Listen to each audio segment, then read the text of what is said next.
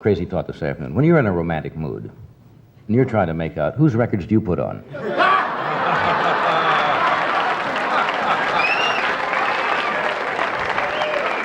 I've spent a lot of nice evenings listening to your music, and I just wonder who Frank listens to. Oh, I play Jerry Fail or some of those.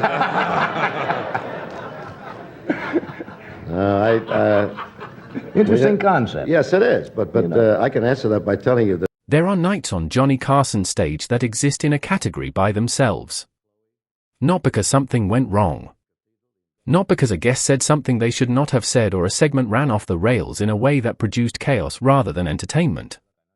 But because something went so completely and unexpectedly right that the people in the room understood, in real time, that they were witnessing something that would not happen again. The specific combination of people and circumstances and timing that produced the moment was unrepeatable, and everyone in the studio could feel the unrepeatable quality of it even as it was happening, could feel the particular electricity that comes from being present at something that has never existed before and will never exist again in quite this form. Don Rickles roasting Frank Sinatra on Johnny Carson's stage was one of those nights. It was the night that the three most specific and irreplaceable personalities in American entertainment occupied the same room at the same time, and what came out of that collision was something that made the audience hold their breath before they laughed, that made Carson himself do the thing he almost never did, which was lose his composure completely, that made Frank Sinatra smile the smile of a man who is being insulted by someone he genuinely loves and finds the insult funnier for knowing. The love is real. This is the story of that night. And of the three men who made it possible. To understand why the moment carried the weight it carried, you have to understand what each of these three men represented independently before you can begin to understand what they produced together. Frank Sinatra was not simply a singer. He had been a singer, once, in the way that a force of nature is sometimes described by the specific form it takes before you understand that the form is not the thing itself. He had been the voice that came out of radios in the 1940s and made teenage girls faint in the streets outside the Paramount Theater, had been the cultural phenomenon that preceded Elvis and the Beatles and every subsequent mass hysteria that popular music produced, had been the first of the modern pop stars in the sense that he was the first person to demonstrate that a singer could produce in a mass audience the specific quality of feeling that had previously been reserved for religious experience. But by the time of this evening he had become something more than a singer. He had become an institution. A permanent fixture of the American cultural landscape that had outlasted the movements and the fashions and the generational shifts that had swept away nearly every other figure of his era. He had been pronounced finished multiple times and had returned each time more durable than before, had won an Academy Award, had navigated the complicated waters of a public life with all of its scandals and controversies and the specific scrutiny that attaches to anyone who operates at that level of visibility for that length of time, and had emerged as something close to an American monument. Not beloved the way a popular entertainer is beloved. Beloved the way a landmark is beloved, the way something that has been present for so long that it has become part of the architecture of daily life is beloved, the way something whose absence would genuinely change the shape of the world is beloved. Johnny Carson was the king of late-night television in a way that the phrase king of late night does not quite capture because the phrase has been applied to too many people since and has been diluted by the application. What Carson was, specifically and irreducibly, was the person who had defined the format so completely that the format and the person had become indistinguishable, who had taken a slot in the television schedule and turned it into the most reliable entertainment experience in American broadcasting, who had built over 30 years of 5 nights a week a relationship with the American public that was unlike anything else in the history of the medium. People watched Johnny Carson the way they watched a trusted friend, with the specific ease and comfort that comes from a relationship built over time, from the accumulated trust of thousands of evenings spent in each other's company. He was not flashy. He was not loud. He did not chase trends or perform for the demographic charts or try to be anything other than the specific, irreplaceable thing he was, which was a man who was genuinely curious about people, genuinely funny in the specific way that requires intelligence rather than volume, and genuinely committed to the nightly task of making something that was worth watching. The desk and the chair and the curtain and the band had become, in his hands, the furniture of a room that millions of Americans visited every night and felt, upon entering, immediately at home. And Don Rickles. Don Rickles was a category unto himself in American comedy, a performer whose entire act was built on a premise so dangerous that no one before him had quite attempted it at scale and no one after him has quite managed to replicate it. The premise was insult. Specific, personal, targeted insult, delivered with the velocity and precision of someone who has studied the exact point at which an insult becomes comedy rather than cruelty and has learned, through thousands of performances, exactly how to stay on the comedy side of that line while appearing at every moment to be on the verge of crossing it. He insulted everyone. He insulted them based on their ethnicity and their appearance and their profession and their personal lives and every other characteristic that polite society had agreed should not be mentioned in public. He did this not from cruelty but from the opposite of cruelty, from a specific kind of love that expressed itself through ribbing, through the specific warmth of a man who believed that the best way to honor someone was to treat them as someone who could take a joke, who was secure enough in themselves to laugh at what was said about them, who understood that the insult was itself a form of inclusion. You could not be insulted by Don Rickles if you were not someone worth insulting. The insult was the tribute. What made the evening exceptional was the specific dynamic that existed between these three men before a single word had been said on camera. Carson had known Rickles for years, had given him the platform of The Tonight Show that had contributed enormously to his national profile, had sat behind that desk and been on the receiving end of Rickles' material more times than either of them could count. Their relationship had the specific warmth of two men who genuinely liked each other and who had found in the format of the late-night talk show a way to express that liking that was also, always, comedy. Carson gave Rickles the space to do what Rickles did. Rickles filled the space with everything he had. The result was some of the most reliably entertaining television that The Tonight Show produced in its long run. But Sinatra was different. Sinatra was not a regular guest. Sinatra was not someone who showed up on talk shows with the frequency that made appearances routine. When Frank Sinatra came to Johnny Carson's stage, it was an event in the specific sense that events are things that do not happen regularly and that produce, by virtue of their rarity, a heightened quality of attention in the people present. And when Don Rickles found himself in the same room as Frank Sinatra, on Johnny Carson's stage, in front of a studio audience that understood immediately what they were watching, the result was something that operated at a level considerably above what any of the participants could have produced alone. Don Rickles began, as he always began, by establishing the terms of the encounter. He was going to say things. This was understood. The question was not whether he was going to say things but what things he was going to say and how far he was going to go and whether the target of the things, in this specific and unprecedented case the most powerful and dangerous man in American entertainment, was going to receive them with the specific equanimity that transformed insults into comedy rather than confrontation. The audience held their breath because they understood the stakes. Because Frank Sinatra's reputation, his public persona, the specific quality of his presence, all suggested a man for whom the wrong joke from the wrong person in the wrong context could produce outcomes that were not funny. The stories about Sinatra were the stories of a man who did not suffer disrespect easily, who had spent decades in an industry where power was real and where the people who had it exercised it in ways that were sometimes uncomfortable for the people who did not.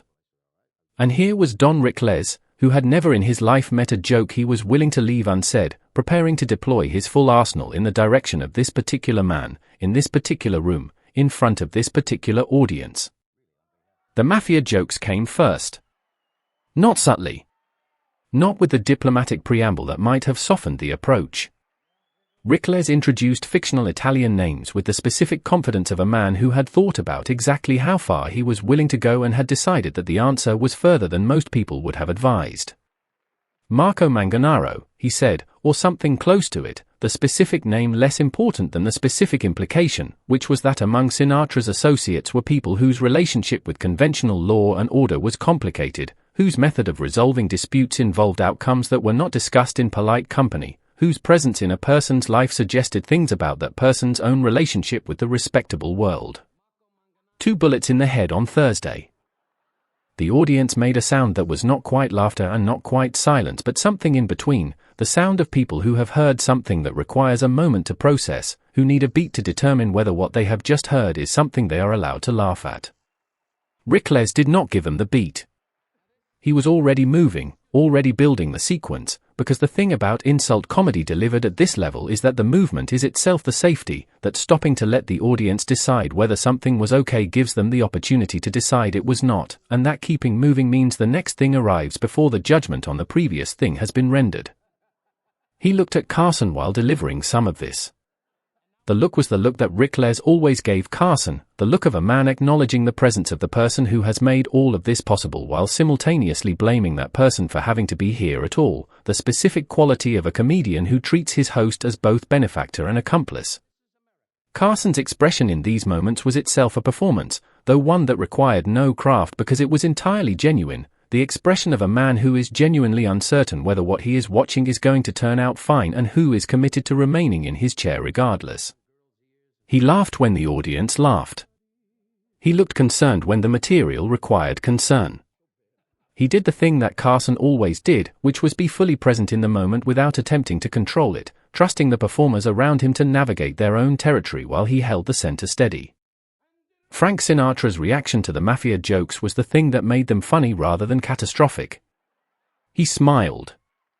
Not the diplomatic smile of a man managing a situation, not the frozen smile of someone who is hearing something they do not like and processing how to respond. The genuine smile of a man who has been around long enough and is secure enough in himself to find the joke funny, who understands that the joke is not really about him but about the perception of him, about the mythology that has accumulated around him over decades of public life, about the specific combination of music and power and persona and reputation that has made him, among other things, the kind of man people tell jokes about. He had heard jokes about his reputation before. He had heard them from people who meant them as threats rather than tributes, and he had dealt with those differently. But Don Rickles was not threatening him. Don Rickles was honoring him in the specific way that Don Rickles honored everyone he genuinely respected, which was by refusing to treat them with the careful deference that most people in the room were extending, by saying the things that everyone was thinking but nobody else would say, by treating him not as an untouchable legend but as a person, a specific, complicated, remarkable person who was also, underneath all of it, someone you could joke with. The emotional center of the evening, the moment that had a different quality from the comedy that surrounded it, was when Rickles told Carson about his relationship with Sinatra. For 14 years, he said, Johnny Carson had been asking him whether he really knew Frank.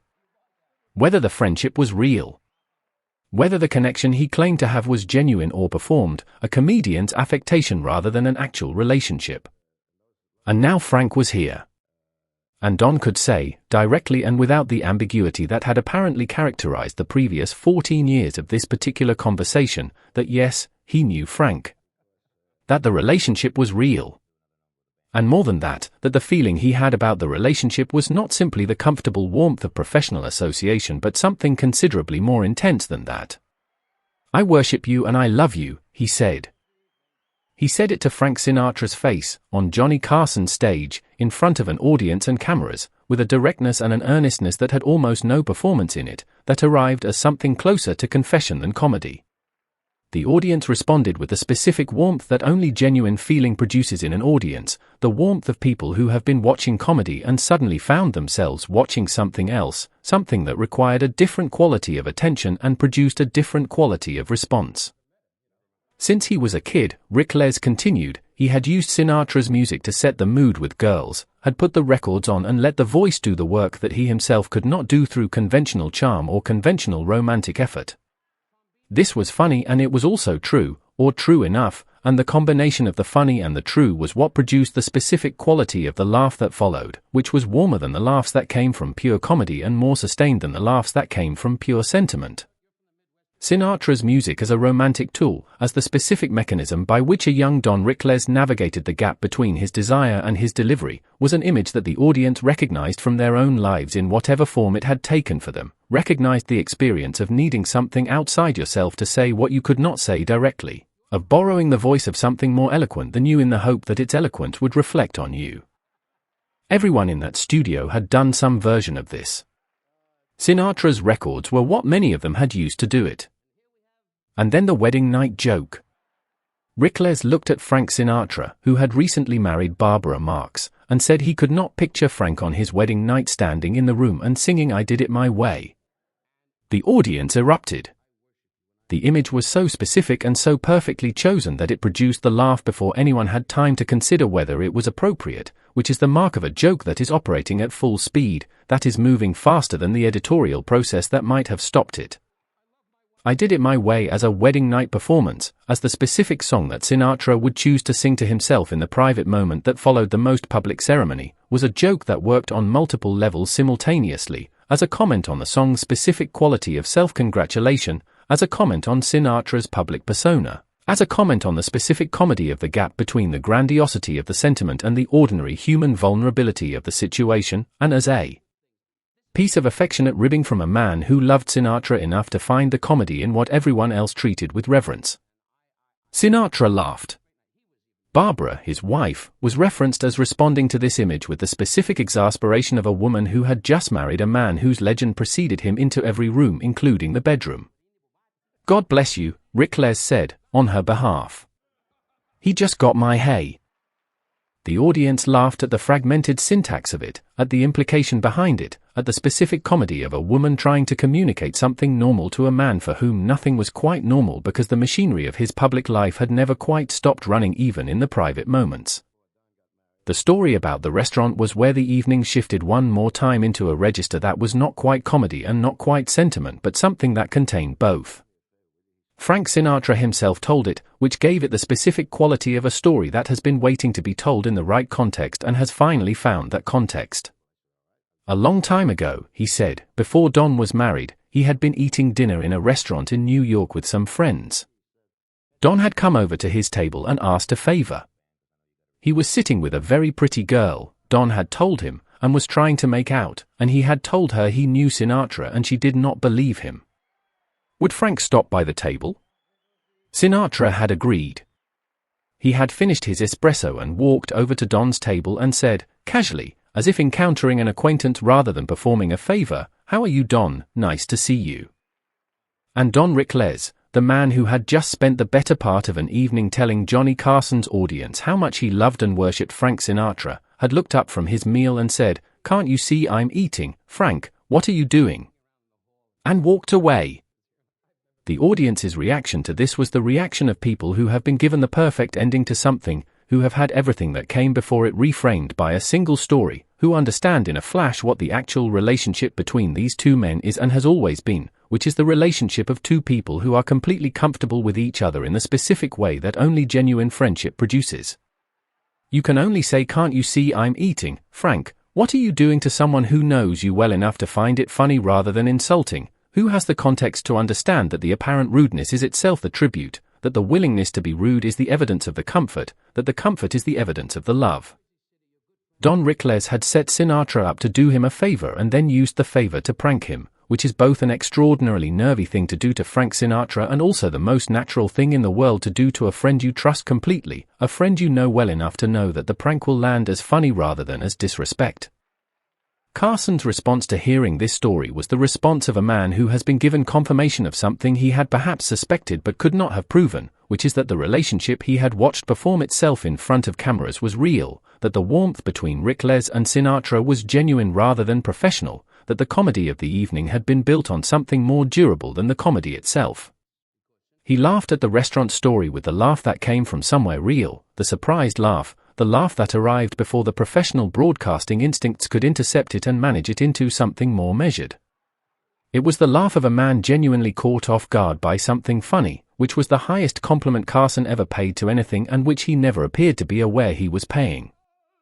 What the evening produced, beyond the specific jokes and the specific moments and the specific laughs that will be discussed and quoted and replayed for as long as anyone cares about the history of American entertainment, was a portrait of something that is very difficult to find on television and very difficult to manufacture when you cannot find it, which is three men in a room who genuinely like each other, who have arrived at their respective places in the culture through decades of work and talent and the specific kind of persistence that is indistinguishable from stubbornness, and who find in each other's company the specific ease and warmth of people for whom the performance is not separate from the person but simply the highest expression of who the person actually is.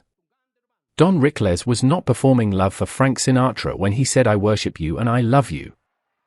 He was saying what he actually felt, in the only language he had, which was the language of comedy, of ribbing and roasting, and the specific affection that expresses itself through the insult rather than despite it. Frank Sinatra was not performing graciousness when he smiled at the mafia jokes. He was being Frank Sinatra, the full and complete version of the man, the version that included the legend and the vulnerability and the sense of humor about both. And Johnny Carson was not performing hospitality when he held the center of the evening steady while everything else moved around it. He was doing what he did every night, which was making a space in which something genuine could happen, which was the most important and least visible job in television, and which he did better than anyone who has ever held the chair.